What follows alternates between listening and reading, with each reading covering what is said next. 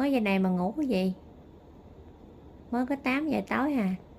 8 giờ là thời gian mèo hoạt động đó, đi bắt chuột, đi bắt thằn lằn, đi bắt gián đó. Đi săn mồi về nuôi chủ đó, về nuôi con sen đó. Bây giờ này mày nằm mày ngủ làm sao? Thức dậy mặc quần mặc áo vô, đội cái đèn lên đi săn chuột kìa. Nhanh lên. Trời ơi, ngáp cái kiểu gì vậy? Kiểu này thì chắc đói luôn quá. Dậy anh mèo ơi. Anh mèo ơi, anh mèo.